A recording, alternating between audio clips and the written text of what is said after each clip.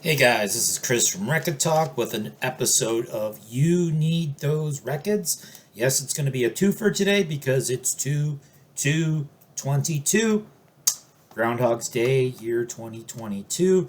And so we're going to talk about not one but two albums today. We've got the Violent Femmes, Hallowed Ground. This is their sophomore release from 1984 versus Mike Watt, Ball-Hog or Tugboat, the Mike Watt solo album, solo in a sense, from 1995. So, Gordon versus Mike, Femmes versus Mike Watt and his friends. So, let's talk about the Violent Femme Hallowed Ground album first. So, this is kind of like, kind of the folk rock, the folk punk, with this one features more of the gospel element because, of course, Gordon Gano was raised religious, and it sometimes comes out in his music. Obviously, when you hear people talking about the Violent Femmes, they're usually talking about the debut album, Add It Up, Kiss Off, all those famous songs. I'm going to go ahead and say that I think the best Violent Femmes song ever is the opening track, Country Death Song.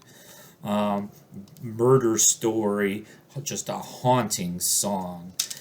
So if you've never heard Country Death Song, seek that out. You've got Jesus walking on the water, so you got the Christian element coming in. There's a song called Hallowed Ground, and of course there's a song called Black Girls, which is basically, it's about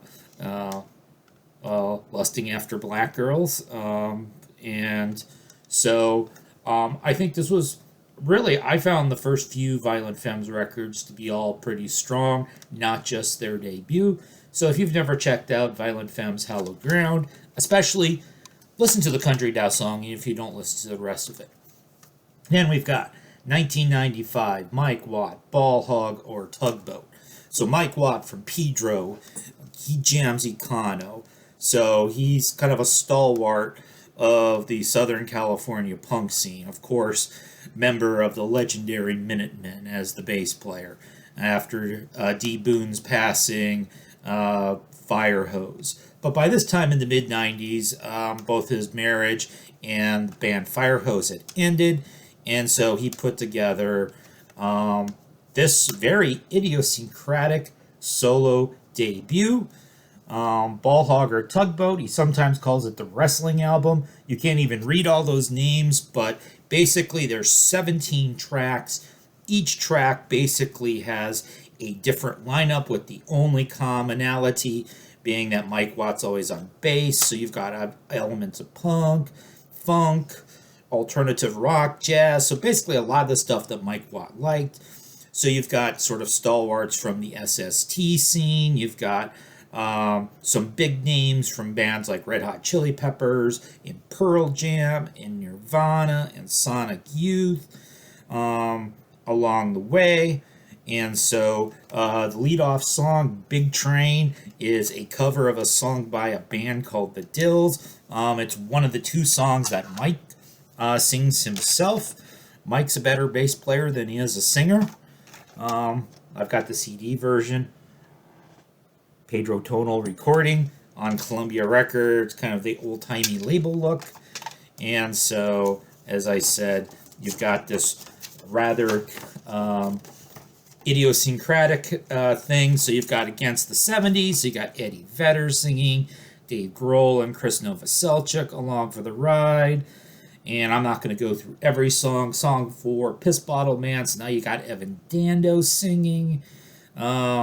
You've got the women from That Dog, Chinese Fireball. You got Frank Black singing. Tough Gnarl is a Sonic Youth cover, and so you've got some of the members of Sonic Youth and lots of other folks. Sexual Military Dynamics, you got Henry Rollins joining in on the fun. E-Ticket Ride, you got Mike D, you got Flea playing what's called lead bass, because they didn't have a guitar player on that song. Some of the songs sound pretty jazzy, Song for Igor featured a couple guys from an SST band called Bazooka. Dave Perner from Soul Asylum sings on Tell 'Em Boy. I read an article, I'll put it in the description, where Dave Perner talked about how professional this was. He came in, worked for a couple hours, Mike Watt cuts him a check. Mike Watt has a reputation for being kind of he works economically, he's a very stand-up, ethical guy. Probably one of the reasons why he got so many people to participate. Then probably tracks 15 and 16 are probably the most noteworthy for a couple different reasons. 15, called Heartbeat, is mainly known for basically the spiel, the rant that Kathleen Hanna from Bikini Kill does. She's ostensibly leaving an angry message on Mike Watt's answering machine, telling him why she's not going to participate in his project. So that's a fun one to go out and sing. And then track 16, Maggot Brain. Somehow Mike Watt got Bernie Worrell from Parliament Funkadelic to play organ while Mike plays bass, and J Mascis takes the role of Eddie Hazel on guitar. So the full 12-minute version of Maggot Brain. So that's all very cool. One of the most idiosyncratic, overlooked records of the mid-1990s.